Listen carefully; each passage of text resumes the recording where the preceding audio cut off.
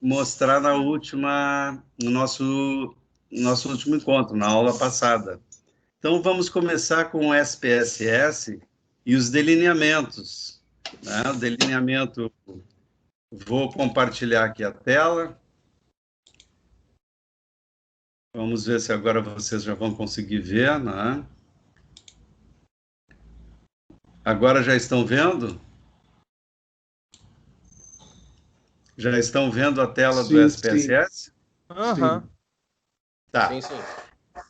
Então vejam aqui, não é? Aqui nós temos, vou mostrar para vocês duas maneiras de colocar os dados na planilha do SPSS.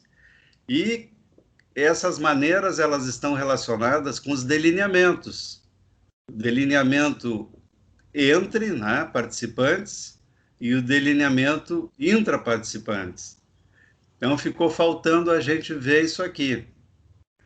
Tem lá no livro, né? Se vocês olharem no livro, provavelmente alguns até já olharam, já compreenderam isso, mas vamos ver aqui de qualquer maneira, né?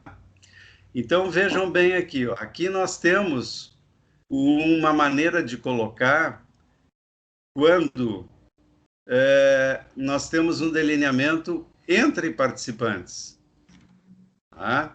Então vejam, por exemplo, a pesquisa do sair com o cachorro ou sem o cachorro, para ver se acontecem interações sociais, tá?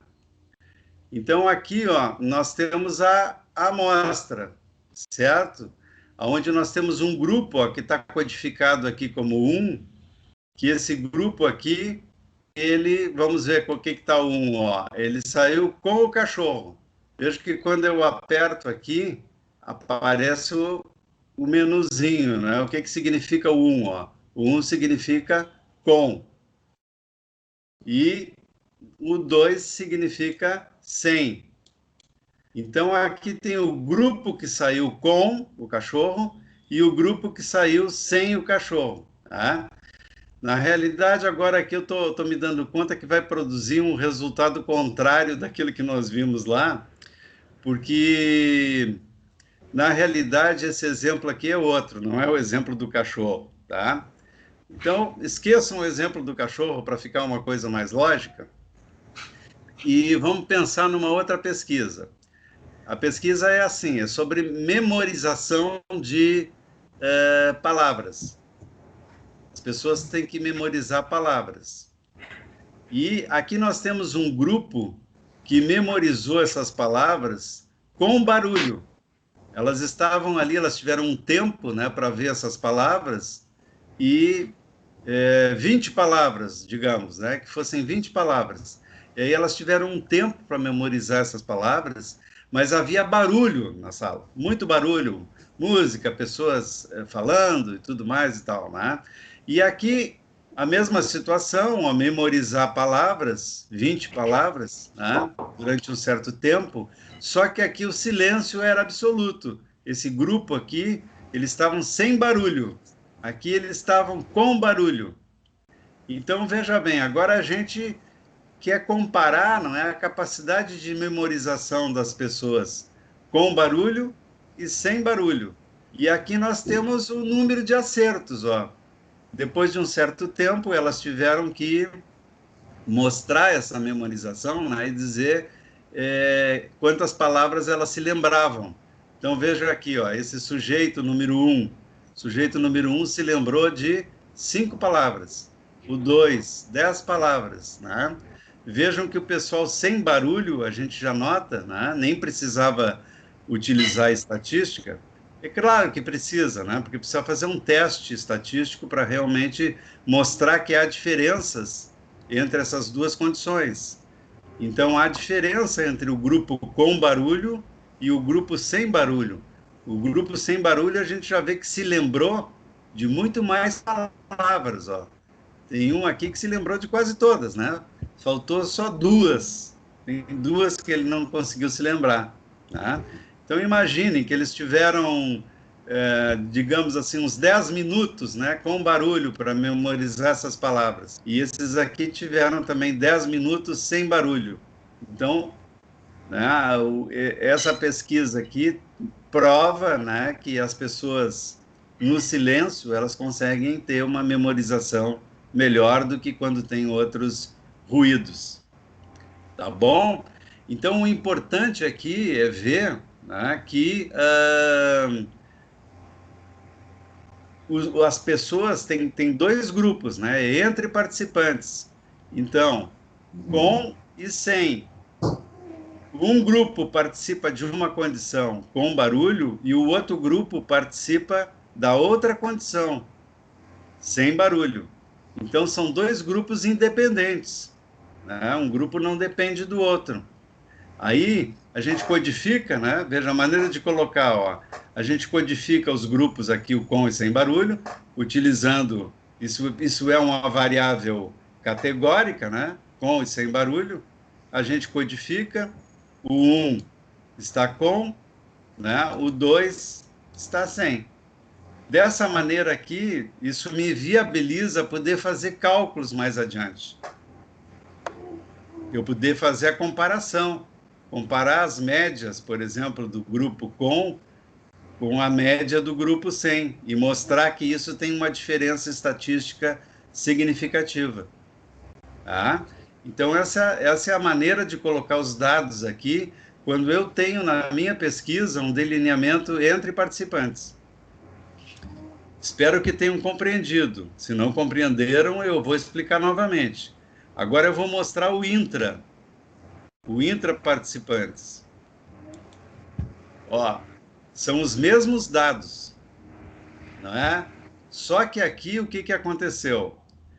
Aqui as mesmas pessoas, ao invés de ter 24 pessoas, aqui eu tinha apenas 12 que participaram, os mesmos, né? Por isso que é intra, os mesmos participaram com, primeiro eles fizeram uma memorização de palavras com barulho, né? Durante 10 minutos, e depois eles tentaram se lembrar, né?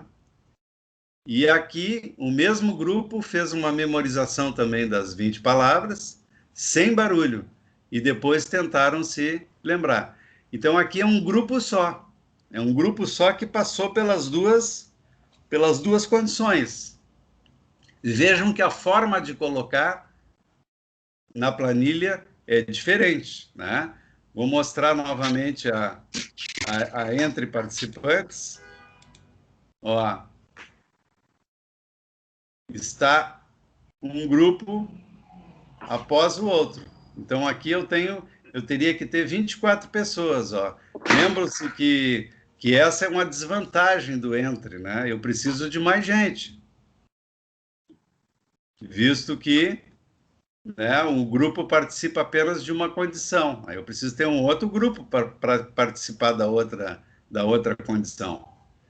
Agora, no intra, eu tenho apenas um grupo. Por quê? Porque todos participam, né? Todos participam de todas as condições. No caso aqui, todas as condições são duas, né? Poderiam ser mais, mas são duas, que é para a gente compreender. O exemplo mais simples, né? Então, aqui, dessa maneira, eu consigo também comparar o com barulho e o sem barulho, para ver o que é melhor, o que memoriza mais. Tá? A gente no olho aqui já vê que aqui a memorização foi maior, né?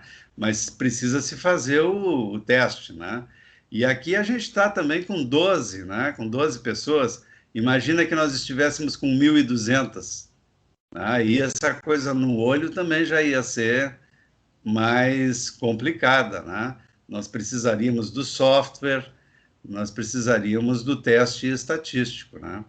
E aqui também, com esses 12 aqui, a gente precisa testar para ter uma prova objetiva, né? Para não ficar só na nossa sensorialidade, né? No nosso olhar aqui, e dizer, é óbvio que o resultado vai dar esse, mas a gente precisa, de qualquer maneira, fazer os cálculos, né? Então, vejam que nessa situação aqui do intra, nós iríamos utilizar um tipo de estatística aqui. Tá? Eu vou adiantar, depois nós nós vamos ver com detalhe. Eu só vou dizer o nome agora, né? Aqui nós usaríamos, por exemplo, um teste T, né, para comparar as médias desse grupo com as médias desse grupo, mas seria um teste T para amostras dependentes, porque essas amostras aqui são das mesmas pessoas, né? As pessoas que estão aqui são as mesmas que estão aqui. Já naquele outro caso do entre participantes, né? Opa, agora entrou um outro aqui, não é esse aqui. Já no entre participantes, aonde os grupos participam de condições diferentes, eu também vou usar um teste T, mas um teste T para amostras independentes. Tá? Vai ter o capítulo lá que nós vamos entrar no teste T, como é que se faz esse teste T. Tá? Então, veja que eu tenho uma pesquisa lá que eu vou precisar comparar médias assim entre duas condições, né? Ou dois grupos. Aí eu tenho que ver como é que é o meu delineamento, porque isso vai determinar a escolha do teste que eu vou usar. Tá? Então, eu aguardo vocês aí para, se quiserem falar alguma coisa sobre isso, para esclarecer algum ponto que não ficou bem claro, e vamos entrar no nosso terceiro capítulo lá, né? Na terceira aula.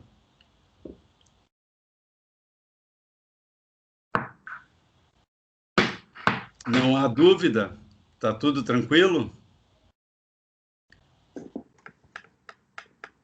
Tudo ok, professor. Acho que também está um pouco no início, né? Acho que, pelo menos para mim, vai surgir mais para frente, talvez. Ficou bem claro, então, essa explicação, né? Do entre e do intra e da maneira com que a gente coloca os dados aqui, né? Então, tem sempre uma forma estrategicamente correta, né, de colocar os dados aqui, tá? Vocês já viram que os sujeitos estão as variáveis estão nas colunas, mas há sempre um arranjo, um possível arranjo diferente, né, conforme o delineamento que eu tenho, certo? Tem mais esse detalhe que tem que prestar atenção, né? Bom, então vamos ver aqui a terceira aula, né? Eu sempre quero pegar aqui, ver se eu consigo pegar um point aqui, mas quando eu compartilho a tela com vocês, parece que o point desaparece, né? Eu não consigo mais pegar ele, que é um negocinho que fica aqui. Não sei se é essa barra aqui que me atrapalha. Talvez seja, né? Teria que dar um jeito Eu tenho uma de opção inibir. aí Ah, de ocultar a barra automaticamente. vamos ver se eu estou conseguindo pegar aqui. Endereço, nova barra, bloquear a barra. Vai em Será que é configurações isso? de barra de tarefa. Ah, tá. Agora ela saiu. Agora aparece. Ah, que beleza. Era isso mesmo que estava. Pegar um apontador aqui, né? Porque acho que fica melhor para mostrar para vocês. Bom, vamos lá então. Tá, então a nossa aula 3, né? Hoje nós vamos falar então sobre amostras e populações, né? E vamos entrar mesmo na estatística mais descritiva agora, né? Então, agora estamos ingressando na parte mais simples da estatística, mas ela é mais simples, mas ela é basilar, né? Quer dizer, se eu não entendo essas coisas simples, fica muito mais difícil entender as coisas mais complicadas, não é? E às vezes até impossível de entendê-las, né? Então, isso é um processo cumulativo, né, de conhecimento. Portanto, se não entende alguma coisa, tem que perguntar, porque nós temos que passar por todos os pontos tendo clareza, compreensão daquilo. E isso é fundamental, né? Isso é como construir um edifício. Nós começamos com aquela coisa básica, não é? Que são as fundações ali, né? E aquilo tem que ser bem feito, porque senão depois não sustenta o resto, né? Que virá pela frente. Então, aqui nós vamos ver amostras e populações, medidas de tendência central, erro amostral, né? No SPSS, aí nós vamos ver como é que se obtém essas medidas de tendência central, né? Eu mandei para vocês um novo arquivo de dados com 60 scores, que é para a gente poder brincar aqui no SPSS hoje e fazer essas coisas aqui, né? As medidas de tendência central, por exemplo. Descrição gráfica dos dados, ó, também vamos usar aqueles dados para fazer gráficos, né? Geração de estatísticas descritivas, diagramas de dispersão, erro de amostragem. Vamos falar um pouquinho, já vamos entrar nesse tema aqui, que vamos desenvolver mais adiante, acho que na próxima aula, né? A distribuição normal, isso é imprescindível, né? Isso é uma outra coisa que tem que estar sempre presente para poder entender as coisas todas, né? Variação e dispersão, distribuições não normais também a gente vai falar, né? E a obtenção dessas estatísticas descritivas todas no SPSS, né? Aqui está mais uma vez o livrinho, aquele, né, que a gente está usando, que é aquela edição anterior. Bom, a estatística, ela se divide basicamente em dois tipos, né? Ou duas áreas, digamos, duas grandes áreas da estatística. Uma depende da outra, né? Mas elas têm funções diferentes e, por isso, elas têm também uma rotulagem, né? Um rótulo diferente, em função dessas funções que elas têm, né? Então, nós temos aqui aquilo que nós chamamos de estatística descritiva. Essa estatística descritiva, ela está completamente relacionada com a amostra, né? Com os dados que a gente coleta. Então, naqueles dados, a gente realiza a estatística descritiva. Mas aqueles dados que a gente coleta, eles têm por objetivo último, principal, fazer inferências sobre a população. Veja, então nós temos aqui os dados da amostra, né? Aqui nós temos a nossa amostra representada por esses peões, né? E nós temos uma população, né? Uma população, que não é necessariamente a população do globo terrestre, né? É a população que tem as características da nossa amostra, né? Porque população em pesquisa é aquele grupo, né, que tem determinadas características em particular que nós estamos interessados em investigar, né? Por exemplo, nós poderíamos determinar que a nossa população, que a gente está querendo investigar, é a população de alunos de pós-graduação da psicologia social da UERJ. E essa é uma população que nós chamamos de população finita, porque a gente tem condições de saber exatamente o número, né? Atualmente é em torno de umas 150 pessoas. Então, essa seria a população.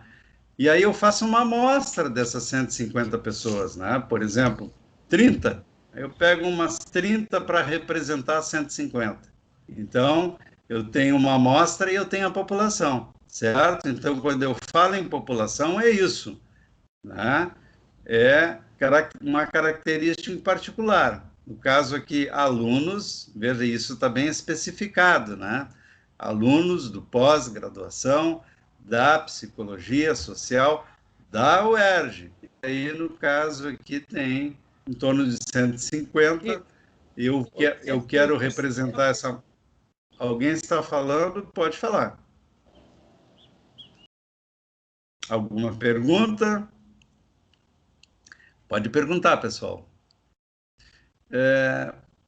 Bom, então a população, não é? É isso. Às vezes o leigo, a gente fala em população, ele já fica assim de cara pensando na população do Brasil ou na população do mundo, né? Não, em pesquisa a população ela é determinada pelo meu foco, né? O meu foco é nos alunos, né, da UERJ, da Psicologia Social, que são 150. Então, aí eu faço uma amostra para representar aqueles 150. A amostra tem essa função de ser econômica, né? Quer dizer, através da amostra eu posso conhecer a população. Então, se eu fizer uma amostragem bem feita, uma amostragem que seja realmente representativa dos 150, eu vou poder, através desses 30, digamos, né, falar ou conhecer e falar sobre os 150. Dizer, ó, os 150 são assim, em média eles são assim. E isso é chamado de estatística inferencial. Então, vejam, né, através da amostra onde eu faço estatísticas descritivas, eu consigo, através dessa amostra, fazer inferências, fazer uma estatística inferencial, né, sobre a população. Então, há dois tipos de estatística. Nós vamos começar vendo essa parte aqui, que é imprescindível para essa, né? Mas a gente, como eu já falei, a gente tem que ir subindo degrau por degrau, né? Então, vamos começar com a estatística descritiva e depois nós vamos passar, né, para a estatística inferencial, tá? Aqui a gente já viu, então, o conceito de população, o que é uma população em pesquisa, e o que é uma amostra, né? A amostra é uma seleção de indivíduos, né, de uma população que tem por objetivo justamente representar essa população. Bom, nós não vamos nos aprofundar muito aqui na amostragem. Tem técnicas, né, inúmeras técnicas para fazer amostras, né, calcular o número necessário de indivíduos e como selecionar esses indivíduos para que a gente consiga ter a maior representatividade possível. Caso contrário, se eu não tenho uma amostra representativa, vejam como vai ficar comprometido, vai ficar difícil eu fazer inferência sobre a população. Porque se aquele grupo não representa bem a população, como eu vou fazer essas inferências? Como eu vou conhecer a população? Né? Fica muito difícil aí. Mas esse é um capítulo que nós não vamos abordar aqui, né? Isso é um capítulo também com uma certa extensão, e aí não cabe a gente ver isso aqui, não é? Seria, digamos assim, um tópico mais característico de uma disciplina denominada metodologia da pesquisa. Na metodologia da pesquisa tem um momento, então, que aí nós vamos ter que abordar esse tema amostragem, né? E aí ver as diversas técnicas que existem, as vantagens e desvantagens de cada uma e tudo mais. Tá bom? Bem compreendido aí, pessoal, o conceito de população e de amostra. Aqui, novamente, né, vem mais uma gravura aqui mostrando, né, ilustrando essa situação. Então, veja bem, imaginem, né, que aqui dentro desse círculo a gente tem uma população, tá?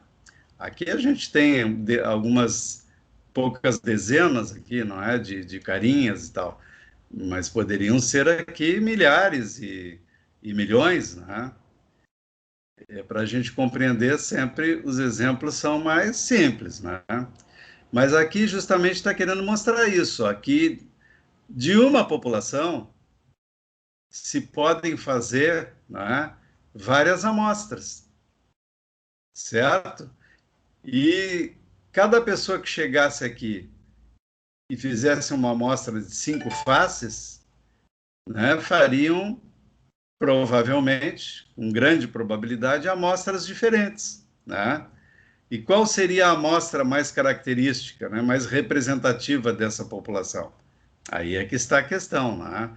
E é isso que essa figura aqui está levando vocês a essa reflexão, né? Há muitas amostras possíveis aqui, né? Então, aqui tem uma, aqui tem outra, e teriam outras aí, né? Aqui seria um problema resolvido lá pelaquela questão da combinação, né, na matemática. Quando a gente estava lá no ensino médio, talvez até já no fundamental mais adiantado, né? Agora eu fiquei meio confuso se esse conteúdo está sendo visto lá nos últimos anos do fundamental ou no ensino médio, né?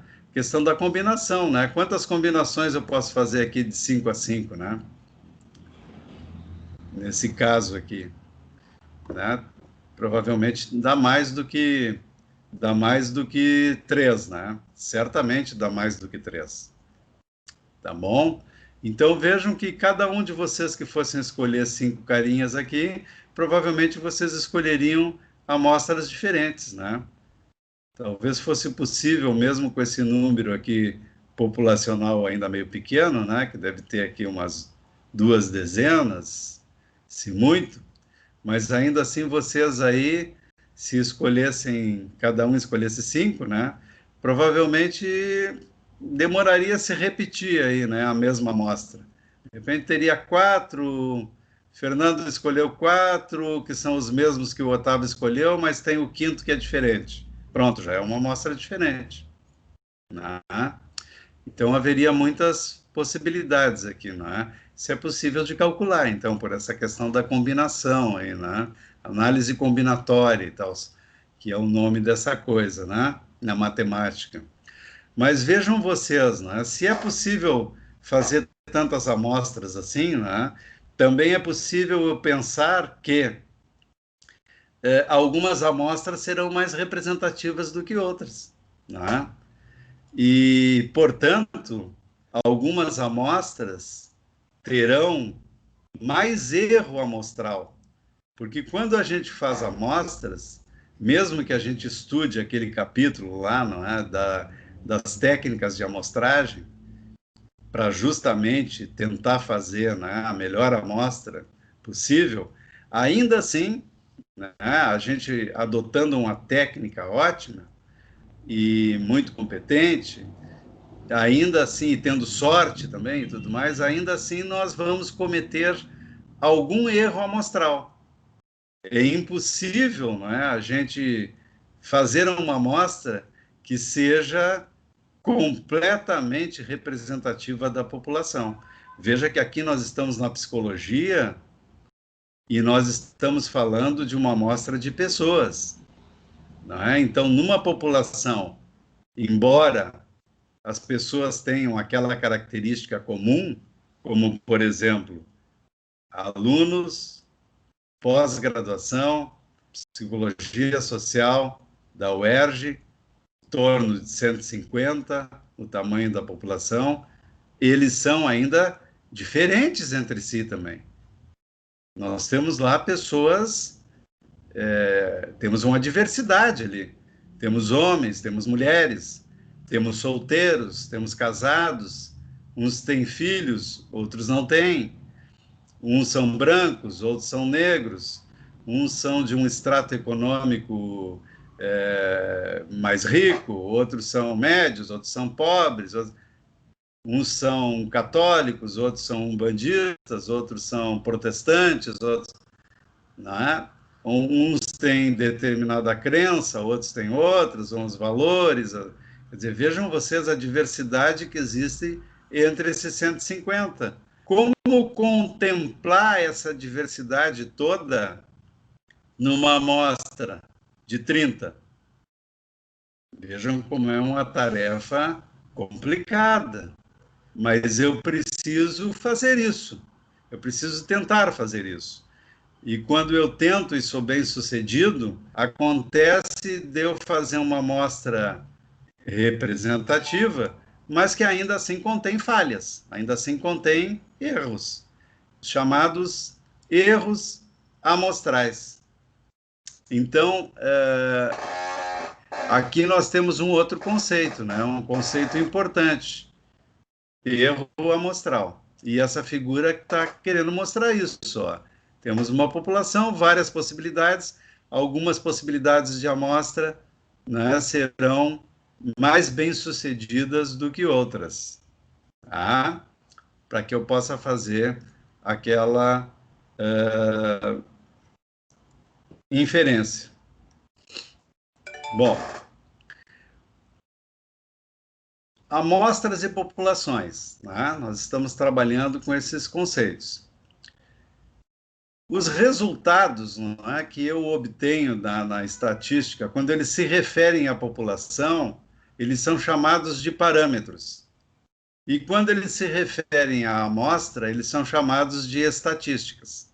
Por exemplo, a média na população, né? Digamos que a gente esteja vendo a média de peso de uma determinada população. Vamos continuar pensando nos alunos da Psicologia Social da UERJ. Eles têm uma média de peso, né? Até um IMC, que é a relação entre o peso e a altura, né?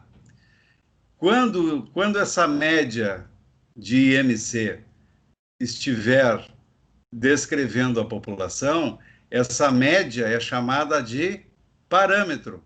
Ela é um parâmetro populacional. Isso é importante, né? São os jargões aqui, são os conceitos da estatística, e isso é muito importante a gente aprender. Por quê?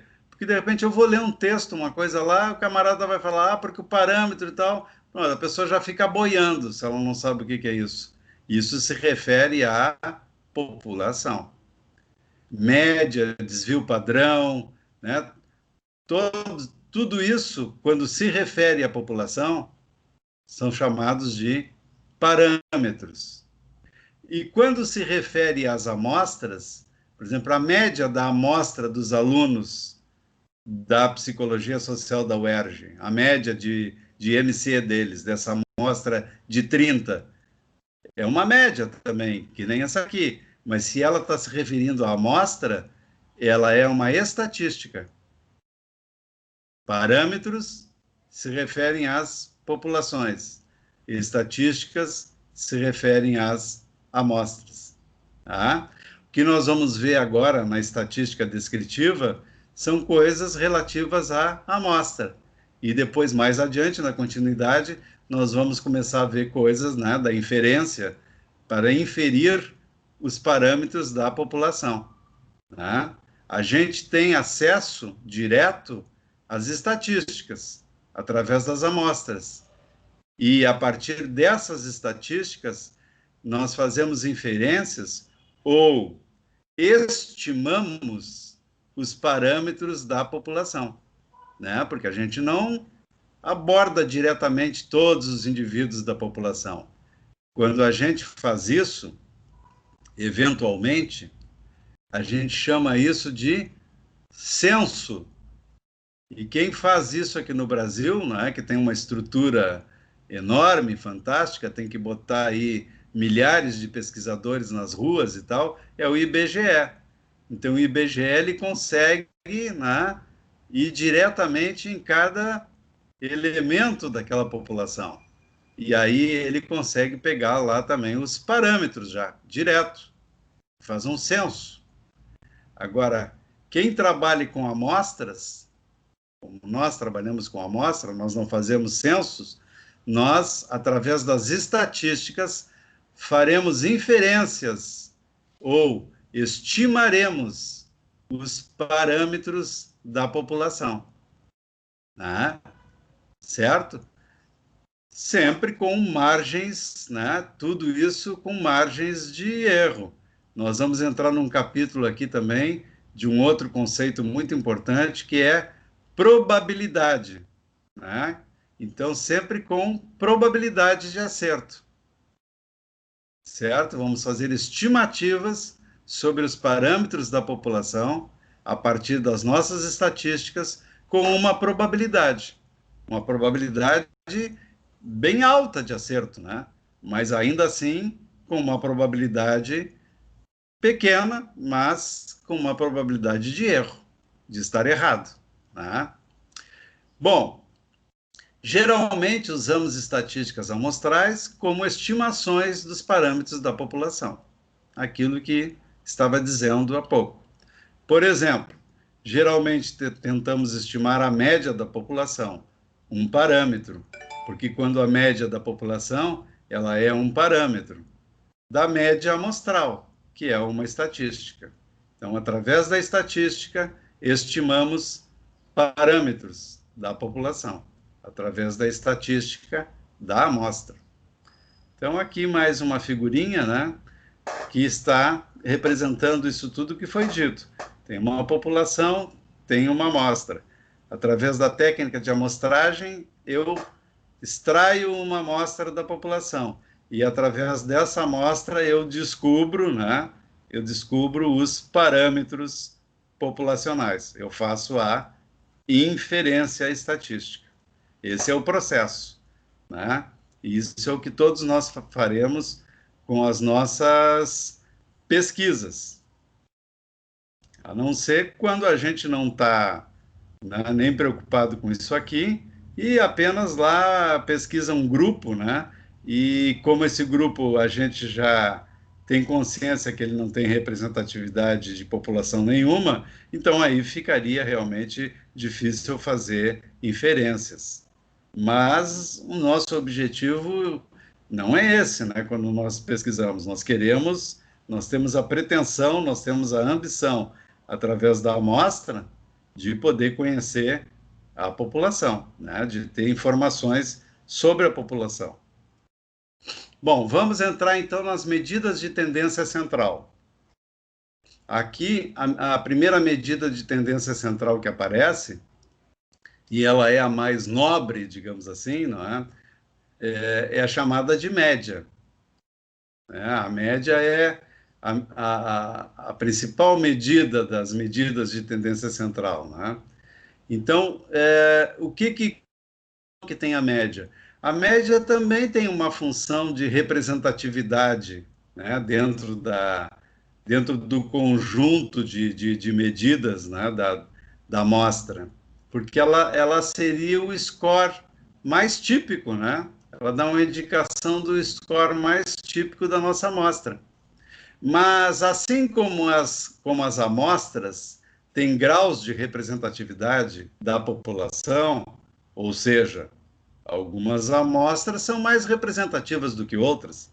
Isso nós já vimos, que há essa possibilidade, né? E isso acontece mesmo. A média também funciona assim. Tem médias que são mais representativas da população. E tem outras médias que não são tão representativas assim da população. Imaginem da população ou da amostra, né? Imaginem uma amostra, um grupo de 2 pessoas, tá? E essas 2 pessoas, elas têm... uma pessoa fez um teste nesse grupo de 2 pessoas. Estou colocando 2 pessoas, mas poderiam ser 2.000 pessoas, tá? Então, uma pessoa teve nota 5, certo? A outra pessoa também teve nota 5. Qual a média desse grupo? Eu vou somar, né? A média é calculada assim, ó, né? Aqui, isso aqui é o símbolo da média, é um dos símbolos da média, né? Um xizinho com a barrinha em cima. Isso significa média da amostra. Como é que é a média da amostra? O conceito, né? O conceito de média é sempre um conceito operacional, né? Ou seja, o somatório, essa letra grega aqui, ela tem esse significado, né? Somatório de todos os valores, dividido, né, pelo número de valores. Então, quando eu perguntar para vocês o que é a média, vocês obrigatoriamente terão que me dar uma definição operacional, né? E as definições operacionais são ótimas porque elas são precisas, né? Então, aqui está a operação. 5 mais 5 vai dar 10, né? Que dividido por 2, nós teremos a média. Então, a média, portanto, será 5. E veja que nesse caso aqui, essa média 5, ela é extremamente representativa da população. Por quê? Porque todos os indivíduos da amostra, porque todos os indivíduos da amostra, eles têm 5, eles tiraram 5. O grau deles é 5. Né? Então, vejam, essa média, ela é extremamente representativa desse grupo, né? Agora imaginemos um outro grupo de dois, né? Uma outra amostra de dois indivíduos, sendo que um indivíduo ele tirou um, o grau dele, a nota dele, né? E o outro indivíduo ele tirou 9, né? Então, eu vou fazer a média dessa amostra. Vejam bem que 10, né? 1 mais 9, dividido por 2, eu novamente tenho a média 5. Agora, olhando esses dois casos aqui, né? Vejam que aqui a média, ela é extremamente representativa da amostra. E aqui a média, né, ela é pouco representativa da amostra. Alguém chega e me pergunta assim, como é a média lá do teu pessoal lá e tal, daquele grupo? Aí tu responde, a média deles é 5. Veja a informação que ele está dando para a pessoa, uma informação extremamente imprecisa. Porque a média está, olha como ela está distante da realidade, que é uma realidade muito mais variada. No entanto, aqui, quando eu responder àquela pergunta, qual é a média lá do teu grupo, né? Eu falar, não, a média lá é 5. E isso vai estar realmente representando aquelas pessoas. Porque todas elas, né, têm grau 5. Então vejam como a média também tem uma função de representatividade. Mas essa representatividade da média, ela pode variar. Tem médias que são melhores e tem médias que são piores, né? Certo? Está compreendido o que é média, né? Claro, é uma coisa simples, né? E está compreendido também que a média ela pode ser melhor ou pior. Bom, mas e aí? E aí que eu preciso de uma outra informação para saber se essa média é melhor ou se ela é pior. Que informação seria essa? Uma outra coisa que nós não vamos ver agora, mas que eu já vou adiantar, que é chamado de desvio padrão. Nesse caso, nós não teríamos desvio padrão nenhum, nós teríamos um desvio padrão 0, e aqui nós teríamos um desvio padrão bem considerável. Então, o que caracteriza o grau de representatividade da média frente ao grupo dela, né, da onde ela saiu, é o tamanho do desvio padrão. Quanto menor o desvio padrão, mais a média será representativa do grupo, da média do grupo, da média da amostra, no caso. Tá? Alguma dúvida? Por favor, perguntem, porque justamente para muitas pessoas aqui é que começa o gap, né? Aqui que começa e aí depois fica difícil de entender aquilo que vem pela frente, né? Esse aqui é um conceito que eu vou mostrar para vocês mais adiante, eu não vou mostrar agora, está lá na sequência, né? Num outro lugar. E já chamei a atenção de vocês para ele, né? Vocês já notaram aqui nesses dois conjuntos a presença dele, do desvio padrão, né? Já deu para ver o que é, porque em geral as pessoas não sabem o que é isso, né? E olham lá num artigo, né? Vão fazer uma pesquisa para fazer a revisão para o seu trabalho, para o seu projeto e tal, e aí tem lá o desvio padrão e tal, né? E, pô, mas o que é esse negócio, esse tal de desvio padrão, né? Então eu vou explicar isso de uma maneira que vocês não esquecerão mais, né? Só que não vai ser agora. Agora eu já chamei a atenção de vocês para isso, né? e mais adiante ali está para ser fiel ao livro, né? Mais adiante virá a explicação do desvio padrão. O desvio padrão é um conceito fundamental, né? Assim como o conceito de média, né? Certo? Média já é mais fácil, assim, todo mundo entende o que é a média. O desvio padrão, às vezes, é que a pessoa tem uma certa dificuldade de entender, né? Mas é fácil, é a questão de prestar atenção e vai entender. Vamos adiante. Bom, nós temos uma outra medida de tendência central. Voltando aqui, né, só para vocês associar um outro conhecimento que nós já conversamos antes. Vejam que médias a média está relacionada com aqueles níveis de mensuração em escala intervalar e escala de razão, né? A média serve para variáveis que são discretas e contínuas, certo? Aquela propriedade do número, né? Aquela propriedade que envolve a aditividade. Então, variáveis que estão nesse nível de mensuração intervalar e de razão, nós podemos trabalhar com a média, certo? Agora nós vamos entrar num nível de mensuração ordinal. Aquelas variáveis que são ordinais, elas têm como medida de tendência central a mediana. Tá? A mediana, aqui está o conceito, né? É o valor central do conjunto ordenado dos valores. Imagina, então, que esse grupo aqui, né, tem essas notas aqui, ó, tem esses scores. Alguma coisa lá que foi medida, né?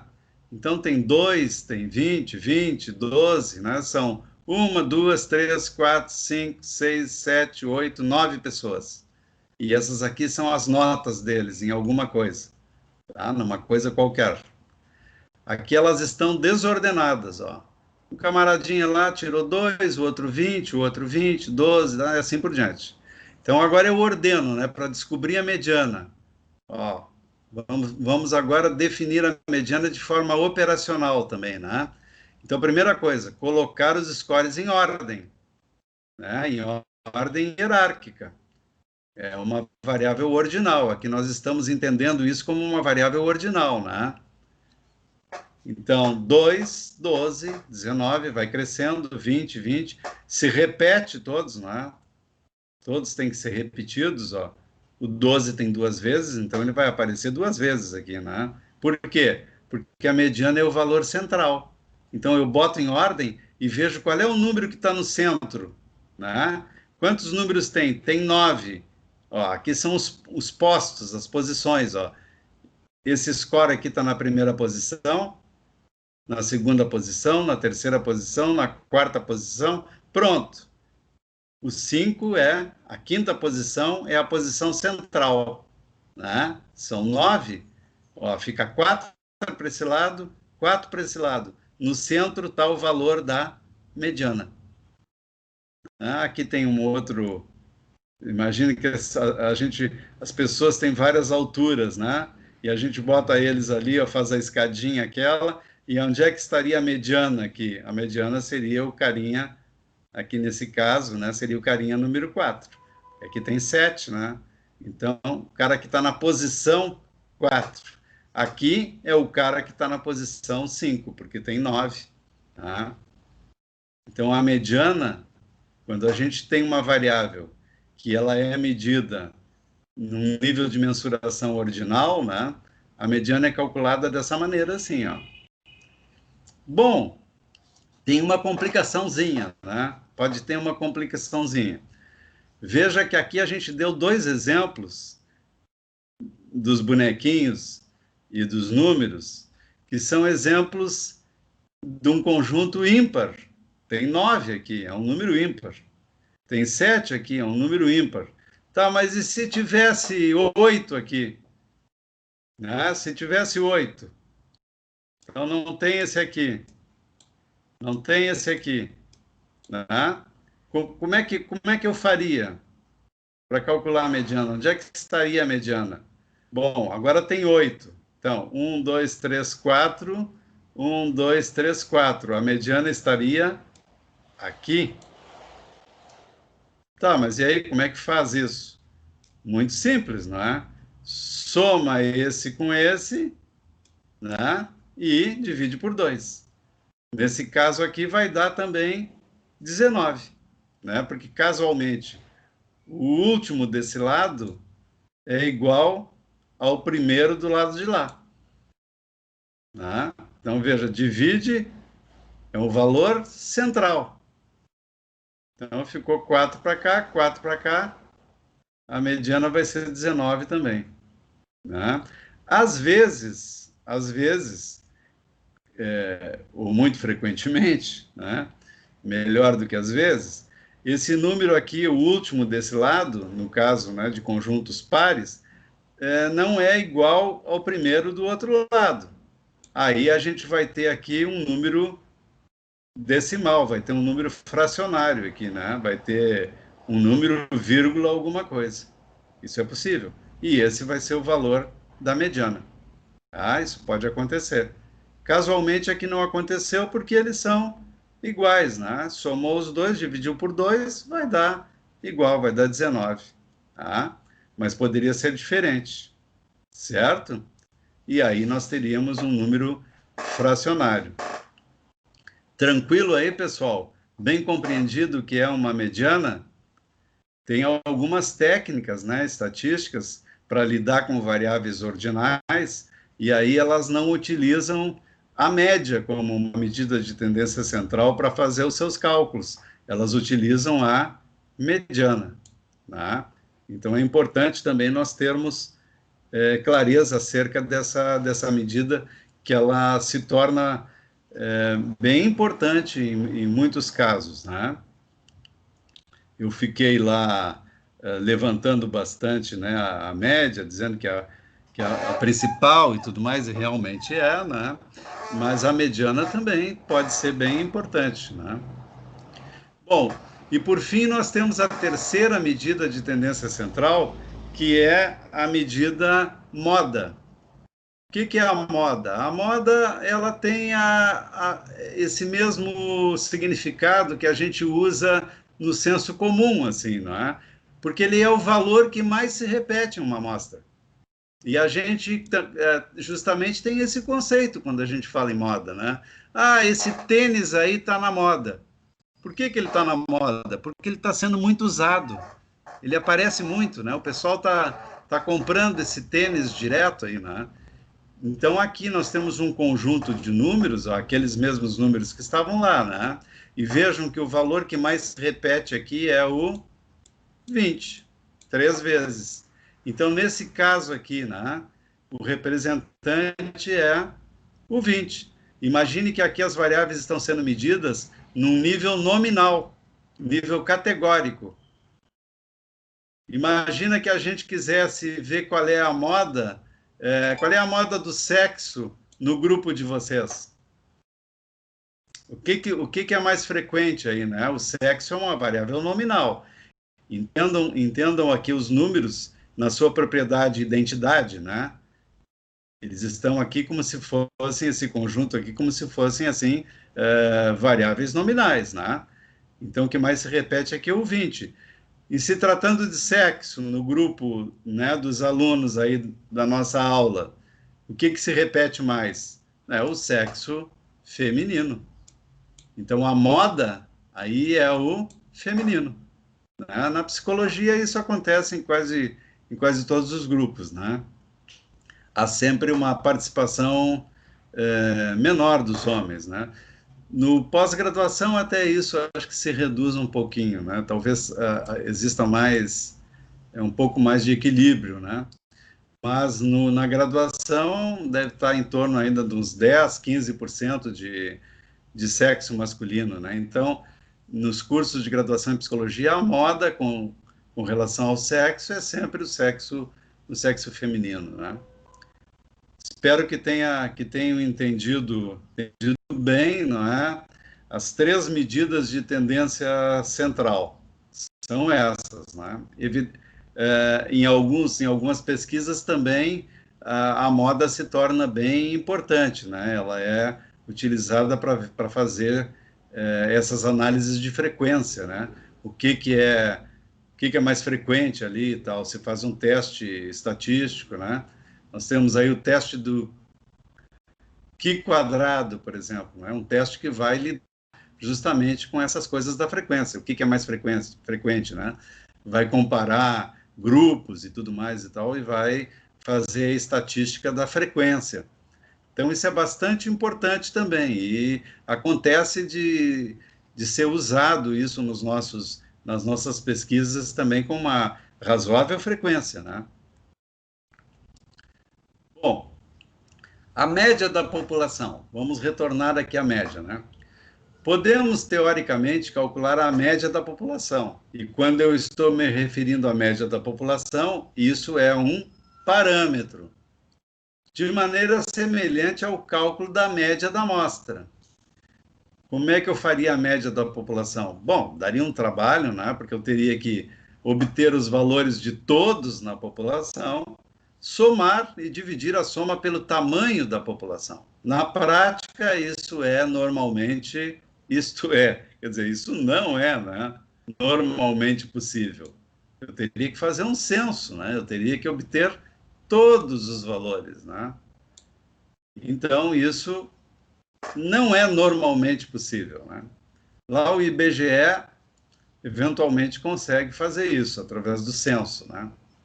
Então, uma forma de estimar a média da população, né? Estimar a média da população, é calcular as médias de várias amostras, né? Vejam, se eu faço muitas amostras da população e calculo a média dessas médias amostrais, a média de cada amostra dessas, né? Que seria médias amostrais, certo? Isso já foi feito, né? Isso também já foi feito na prática. E o que se vê, né? Que quanto mais amostras eu fizer de uma determinada população, cada amostra dessas vai ter uma média. A média não necessariamente será igual, ela vai variar, né? Mas se eu fizer a média das médias, isso vai se aproximar cada vez mais da média verdadeira da população. Entenderam essa lógica? Essa coisa toda faz parte desse teorema aqui, ó, chamado teorema do central do limite, que diz que a média das médias amostrais fornece uma boa aproximação da média da população. Vejam como é a estatística e a ciência, né, que ela serve. A ciência, ela busca fazer sempre, né, boas aproximações. Eu gosto sempre, né, quando falam nessas coisas, de ir assim para um plano também um tanto filosófico, né, para reflexão, para ver assim o que é a ciência, né, o que é realmente a ciência. Que a ciência é uma aproximação da realidade, é uma aproximação da verdade, né? E diferente de outros conhecimentos, né? Como o conhecimento religioso ou divino, aonde não há uma boa aproximação, há uma aproximação absoluta. Então vejam como a ciência ela é humilde. Ela não pretende ser Deus. Ela reconhece já de antemão que ela lida com erro, que ela comete erro.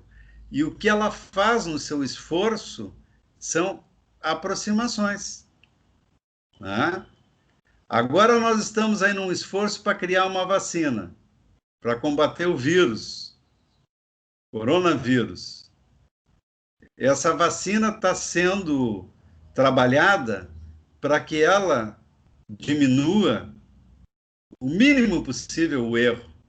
É por isso que tem todo esse cuidado, tem todo um protocolo, tem que passar pela fase 1, a fase 2, a fase 3, não sei o que mais e tal, né? Agora, significa que quando derem um sinal verde para passar a vacina para aplicar a vacina na população, significa que ela está perfeita?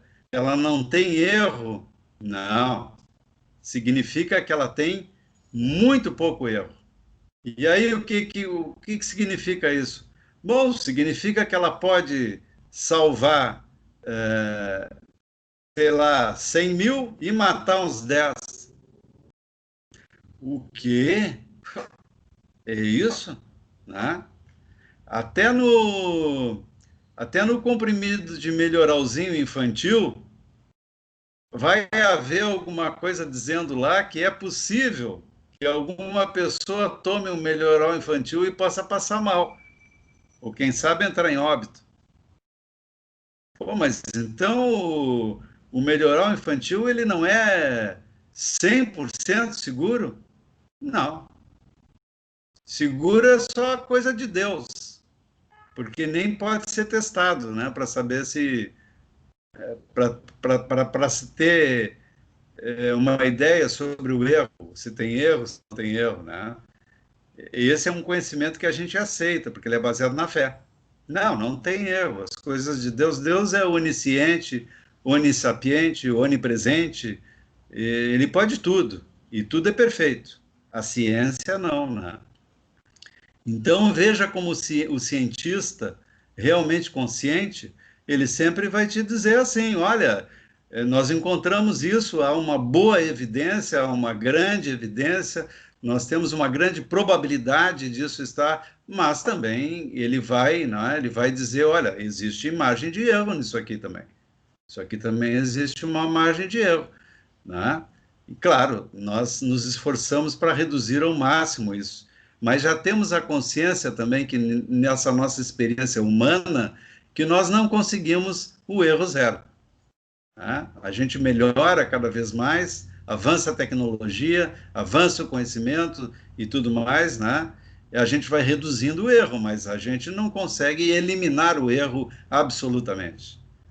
Então, veja bem o que acontece. Nós ficamos muito contentes quando nos aproximamos, cada vez que nos aproximamos mais de fazermos uma estimativa, né, dessa média da população, mesmo sabendo, né, que ainda não estamos ali absolutamente fazendo a estimativa da média da população. Nós estamos nos aproximando, né? E aqui está o raciocínio, aqui está a lógica disso, né? Esse teorema central do limite. Quer dizer que, se nós fizermos muitas amostras de uma população e depois calcularmos a média de cada uma dessas, né, da média dessas médias todas, a gente fez 10 amostras, tem 10 médias, agora faz a média dessas 10 médias, isso será uma aproximação maior, né? Nós vamos ter 10 médias, umas médias serão com menos erro, outras serão com mais erros e tal. Por quê? Porque nós teremos amostras mais representativas e amostras menos representativas.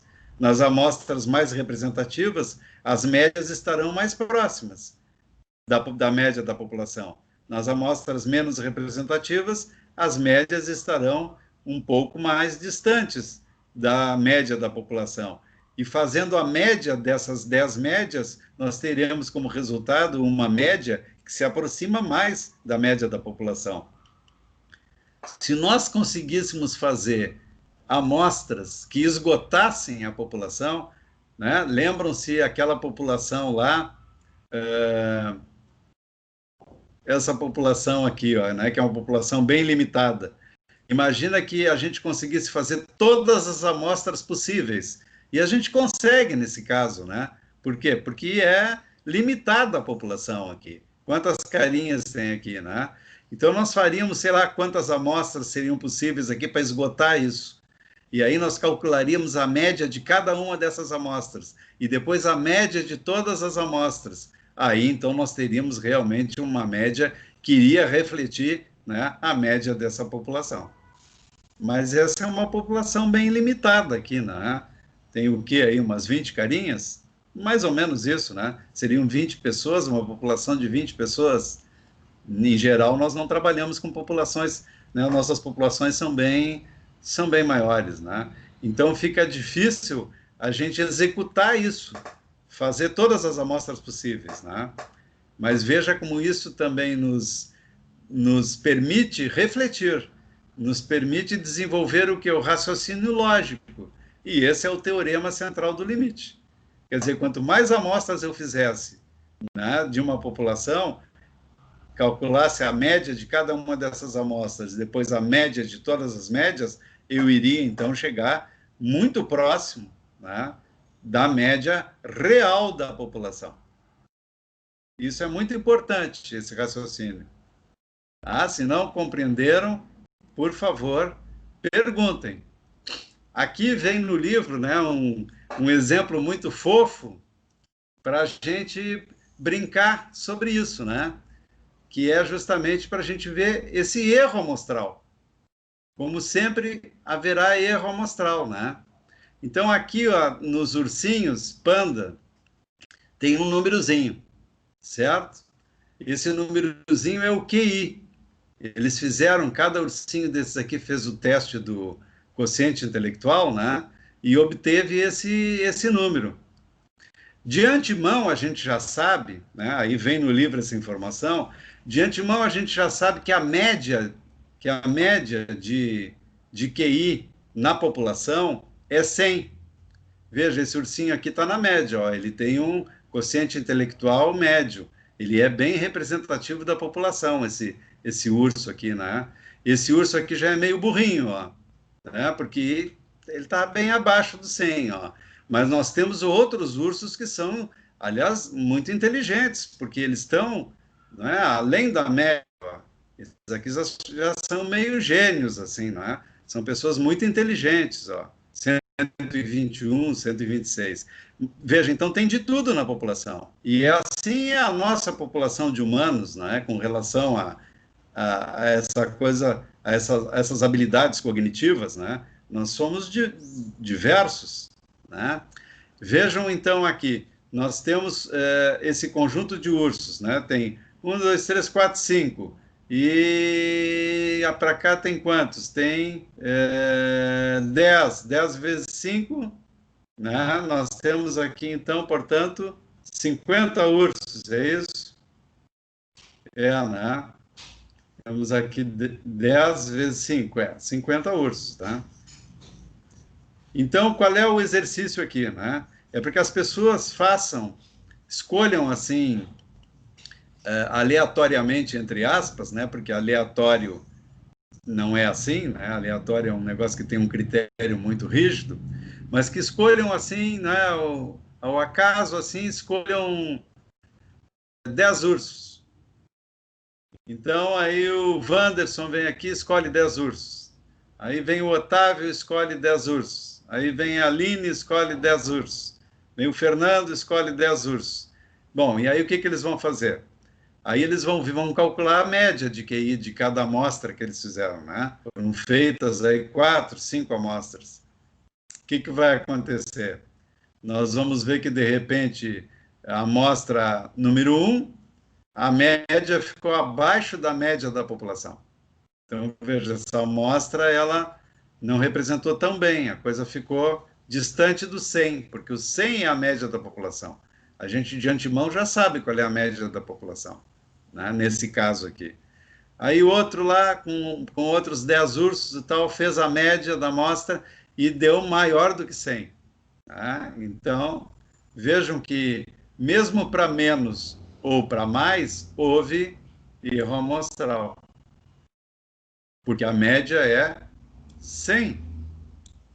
Né? E uns encontraram 80, outros encontraram 110. Então, olha aqui, em ambos os casos, para mais e para menos, tem erro amostral. Né? Então, o erro amostral está relacionado com isso, com a capacidade da amostra de representar a população. Né? Quanto melhor a amostra que eu tenho, mais eu vou me aproximar desse parâmetro da população, né? Para poder fazer a inferência. Eu quero conhecer a população através da amostra, né? A amostra serve para isso. Então, veja como é muito importante, né, essa minha amostra. Eu tenho que pensar muito bem nessa amostra, como é que eu vou recrutá-la, né? Bom, e aí já começam as dificuldades, né? Vejam como é difícil, como a pesquisa é uma coisa difícil, né? Na prática. E aí eu tenho as dificuldades de arrumar as pessoas, né? Aquela coisa toda ali trivial, né? Do fazer a pesquisa, né?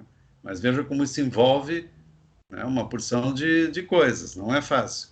Espero que tenham entendido, né, esse exercício dos ursinhos, que é para nos mostrar que o erro amostral, né? E se muitos aqui fizerem amostras de 10 ursos, né? Digamos que 10 pessoas fizessem 10 amostras de 10 ursos e calculassem as médias, né? Uma parte teriam valores abaixo do 100, que é o valor médio, né, da população, a verdadeira média da população, outros teriam valores acima. Mas se a gente vai vendo as diferenças que existem daqui para o 100, né, e daqui para o 100, essas diferenças elas vão se anulando. Então, por isso que se a gente depois faz a média das médias, vai resultar num valor mais próximos disso aqui, né? E isso também nos leva ao raciocínio lógico, que ele não é viável na prática, mas ele é viável no pensamento, na cognição, no raciocínio, que se nós fizéssemos todas as amostras possíveis, como esses valores aqui, uns iam anular os outros, para menos e para mais, né, nós chegaríamos ao verdadeiro valor da média populacional. Tá? Mas isso é uma tarefa não possível de ser feita. O que a gente consegue, portanto, é fazer aproximações, né? Mas no pensamento, no raciocínio lógico, que é o pressuposto do teorema central do limite, né? É que nós iríamos, dessa forma, indo para a centralidade. Nós iríamos, né? Então, muitas e muitas infinitas amostras, né? Aquelas que dão para menos seriam aquelas diferenças para menos e iam gradativamente anulando as diferenças para mais, e assim iria. Olá!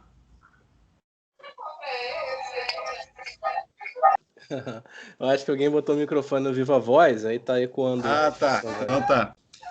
E aí iam se anulando umas às outras, né? Até chegar, certo? Até chegar àquela média que é a média da população mesmo. Bom, eu mandei para vocês um conjunto de dados que seriam scores de qualquer coisa, né? Também não há necessidade da gente definir aqui, isso é score de ansiedade, isso é score de motivação, é score de depressão, é score de alguma coisa, tá? Tem 60 aqui, né? 60 scores. Ó, 6, né? E aqui tem 10. Então, 6 vezes 10 dá 60 scores, né? Tem 60 scores aqui. Eu mandei isso para vocês, um arquivo do SPSS, né? Porque agora com esses scores, nós vamos no SPSS fazer aquelas coisas ali que nós conversamos. Média, moda, né? Vamos ver como é que ele faz isso para nós. Agora nós já entendemos, né, o conceito dessas coisas, então vamos botar a máquina para trabalhar, quer dizer, nós não vamos fazer cálculos, ele vai fazer os cálculos para nós, né? E agora ele vai fazer esses cálculos mais simples, mas depois ele vai fazer outros mais complicados, né? Então aqui está o SPSS, né? E aí então agora eu vou para lá, tá? Eu vou para lá e vou justamente clicar aqui nas estatísticas descritivas, ó, tá? Vocês devem clicar aí no arquivo de 60 dados brutos, né? E aí vai abrir o SPSS já nesse arquivo. Clica direto no arquivo que já abre o, né? Isso é que nem um arquivo de Word, né? Por exemplo. Clica lá no arquivo de Word e abre o programa Word, né? Então, eu já estou com o meu aberto aqui, né, de antemão, para poder trabalhar com vocês. Só que agora, olha a sacanagem, né? Agora ele, com esse meu negócio aqui, ele não abre. Tá vendo? Eu vou ter que voltar aqui, né, com o... Como é que eu tiro isso aqui? Tem que voltar com o cursor aqui, eu acho. Contadora laser, caneta. Vamos ver se eu consigo aqui. Ai, ai, ai. Como é que eu volto? Aqui, eu acho que... Não, não é. Não é aqui. Eu preciso... Ah, não, isso aqui é falso, né? Isso aqui é do meu print. Eu tenho que sair fora aqui, eu acho. Eu tenho que sair fora do... O senhor quer chegar em qual parte aí, professor? Não, eu quero abrir um outro arquivo, né? Aí ele não me dá acesso à barra. O arquivo do SPSS ou do... Isso, ó. Já abri. Já estão vendo, né? Quando for assim, o senhor pode segurar a tecla Alt e ir apertando Tab, até chegar na janela que o senhor deseja. Ah, tá. Obrigado. Bom, agora fiz de uma forma mais ignorante aqui, né? Mas funcionou, né? Vocês já estão vendo, né? A planilha do SPSS. Estão, né? Alô? Me respondam, senão eu não... Sim! Ah, tá. Estou vendo. Eu não sei se vocês estão vendo. Então, aqui estão os scores, ó, os 60 scores, né? Até tem 61 aqui, porque eu botei esse carinha aqui para caracterizar uma situação que vai aparecer para nós, tá? Para vocês verem, esse 61 aqui. Vocês receberam como 60 scores, né? Mas na realidade tem 61, porque eu botei esse cara aí para a gente poder ver, né? Uma situação que vai aparecer aqui. Bom, então eu vou no analisar. Ó, analisar. Aí abriu aqui o menu, né? E eu vou naquilo que nós estamos estudando agora, que são estatísticas descritivas. Tá? Então eu vou aqui, estatísticas descritivas. Para utilizar essa estatística descritiva, eu tenho aqui frequências, vai abrir uma janelinha, né? E aí eu posso botar essa variável scores, ó. Aqui tem uma única variável, né? Essa scores, certo? De 61 sujeitos. Tá? Eu aqui não botei aquela coluna com o número do sujeito, né? Então tá só a coluna scores. E aí eu tenho que passar isso para cá, né? Para analisar, ó. Certo? Passei para cá. Aí eu tenho aqui possibilidade de estatísticas, ó. Por exemplo, a média. Eu quero ver a média, quero ver a mediana e quero ver a moda. Tá? Mas eu também quero o mínimo e o máximo. Eu também quero o SPSS, ele tem uns termos, às vezes, assim, que podem confundir um pouco. Aqui está erro desvio. Né? O desvio padrão, ele é um erro. Mas a gente costuma chamar mais de desvio padrão, e não de erro desvio. Então, isso aqui, na realidade, é o desvio padrão. Ó. O SPSS, ele, às vezes, usa uns termos assim que pode confundir a gente. Aqui também tem a amplitude, tem a variância, né, que nós vamos ver o que é variância, depois nós vamos ver melhor o que é desvio padrão, né? E tem também aqui essas outras coisas aqui, que é a simetria e curtose, que também nós vamos ver. Tá? Então, nós estamos agora fazendo uma análise dos nossos dados. Isso é a primeira coisa que a gente faz quando a gente faz uma pesquisa. Nós temos um conjunto de scores lá que nós coletamos, não é? seja no papel, seja online, né, como a gente já viu. Aí a gente tem os scores aqui. Aí nós vamos ver como é que são esses scores. Então, nós fazemos isso através de uma estatística descritiva, para caracterizar, né, para saber como é que é a nossa amostra. Como é que ela é, afinal? Como é que são os scores dessa amostra? Aí, se eu clicar aqui no continuar, né, eu também posso pedir gráficos, né? Eu não vou pedir eles agora aqui, porque eu vou pedir eles depois. E isso é o suficiente, né? Então eu aperto aqui agora no OK. O que que acontece, né? Acontece de abrir aquele outro arquivo, né? E onde é que ele está? Ele está aqui, né? Ó. Então é gerado esse arquivo de saída, né? Saída do SPSS. Ele tem sempre esses dois, ele trabalha com esses dois arquivos, né? Quando eu faço alguma coisa, ele gera um segundo arquivo, né? Que é esse aqui, que é o output, né? Ou saída. Aqui ele está fazendo aqui a sintaxe, né? Do que aconteceu. Ó, eu abri esse conjunto de dados e ele botou aqui que eu abri esse conjunto de dados. Aqui está o caminho, ó. E, né? Esse é o log, ó. Tá vendo? Aqui no log ele diz tudo que eu mandei ele fazer. Como ele é amigável, né? Eu não precisei escrever isso tudo, ó. Se eu estivesse trabalhando no R, eu teria que escrever isso tudo à mão, né? Filter, by, execute, compute, né? Essa coisa toda aqui eu teria que min, ó, né? Calcule a média disso, calcule a média daquilo e tal. Tudo isso eu teria que pedir para ele fazer, né? Certo? Então veja bem, né? Aí aqui ele me dá essas coisas todas que eu pedi, ó, né? Estatísticas, média, a média daquele conjunto 61, ó. Tem 61 scores válidos.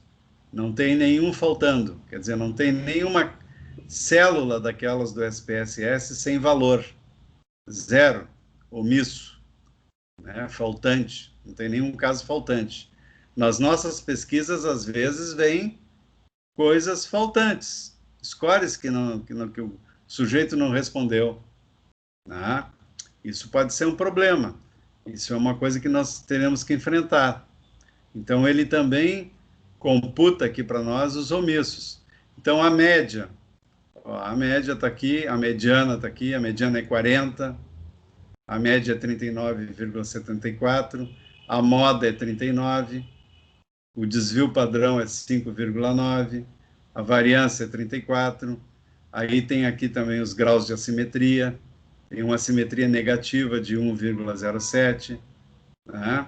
Tem uma curtose de 3, e a amplitude, né? O que é a amplitude? A amplitude é o espaço que existe entre o mínimo, quer dizer, o valor mais baixo que tem ali é 16, e o valor mais alto que tem é 50. Então, veja que de 50 a 16 tem 34. Isso é a amplitude entre o valor mínimo, o score mínimo e o score máximo. Isso é a amplitude. Então, agora aqui vocês aprenderam mais um conceito de amplitude. Tá? Valor mínimo, score máximo. E aqui nós temos as 3 medidas que nós vimos, né, de tendência central calculadas. A média, a mediana e a moda. Mais adiante nós vamos entrar mais nesses aqui também, que ele já calculou aqui, que é o desvio padrão, a variância, e a simetria e curtose. Bom, vamos adiante, né? Vamos fazer aqui, tu vê que mesmo nesse arquivo aqui de resultados, nesse arquivo de saída, eu consigo daqui mesmo, se eu quiser voltar para os dados, eu clico aqui, na estrelinha, né? Aí eu volto para os dados. Mas daqui mesmo eu poderia continuar fazendo cálculos, ó, porque todo o menu continua ali em cima, né? Daria para ser daqui mesmo, tá? Eu vou fazer agora aqui, vou voltar para os dados, né? Aqui, ó. Voltei para os dados. Ó, planilha de dados. Vou analisar de novo, mas agora eu vou usar esse explorar aqui. Essas três primeiras, elas nos servem para fazer estatísticas descritivas. Elas têm algumas diferenças entre elas. Tem coisas repetitivas também, né? Então eu vou no explorar. Eu quero explorar os scores. Estatísticas. Ela vai fazer todas as descritivas, aquelas que eu pedi lá, ó. Tudo está aqui, tá? E eu vou pedir também para ele fazer agora gráficos, ó. Vou pedir para ele fazer o gráfico de ramos e folhas, vou pedir para ele fazer o histograma, né? E vou pedir também para ele fazer um gráfico de normalidade, com testes, né? Então, continuar. E aqui não precisa fazer nada, né? E esse bootstrap também não precisa fazer nada. Depois, mais adiante, eu explico o que é isso, esse bootstrap. Aí eu aperto no OK para rodar, né? E pronto. E aqui tá o resultado, ó. Então, os resultados estão todos aqui, né? 61, né? Aqui a gente tem uma tabela parecida com aquela que nós vimos lá, né? Antes. Média, ó. Aqui tem um intervalo de confiança, nós vamos conversar sobre isso também, né? Vejam que essa média, ela está dentro desse intervalo de confiança aqui. Mediana, 40. Né? E aqui faltou a moda, né? Ele não trouxe a moda aqui. A gente viu a moda lá naquele outro. Eu achei que aqui também viria a moda, que não veio, ó. O mínimo e o máximo, a amplitude, né? A simetria e a curtose. Bom, e aqui eu tenho um teste de normalidade. Nós também vamos ver o conceito esse de normalidade. O que é normalidade, né? A gente tem um indicativo de que os nossos scores, no caso aqui os 61 scores, né? Eles são normais, quer dizer, eles são representativos da população na medida em que eles sejam mais normais. Eles se aproximam mais da população, eles teriam mais ou menos erro amostral na medida em que eles fossem mais normais. Porque há um outro teorema que diz que todas as variáveis físicas, sociais, psicológicas, na população ou nas populações, têm uma distribuição normal. Aí nós vamos ver esse conceito, o que é normal. Portanto, se os scores da nossa amostra têm pelo menos uma proximidade com essa normalidade, significa que eles têm uma grande probabilidade de representar, pelo menos razoavelmente, aquela população. Então, é muito importante a gente olhar os scores que a gente tem, né? Porque isso também vai determinar a estatística que nós vamos usar. Então, aqui já tem um primeiro teste de normalidade, ó, que é esse Kolmogorov, Smirnov e Safiro-Wilk. Tá? Certo? Aqui a gente já vê, né, se esses nossos scores eles são normais ou não. Tá? Eu estou vendo aqui, ó, que eles são bem próximos da normalidade, né? Pelo resultado dos testes aqui do Kolmogorov-Smirnov, esses scores 60, 61 no caso, né, porque eu andei acrescentando um ali, eles são bem próximos da normalidade.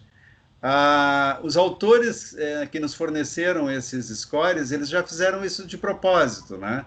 Eles já construíram um conjunto de 60 scores que se aproximam bem da normalidade, que é para justamente a gente poder trabalhar com isso aqui, tá? Eu vou voltar, então, um pouco aqui nos slides agora. Aqui, então, a gente vê, né, um histograma de frequência, ó. Eu pedi para fazer isso lá também, né?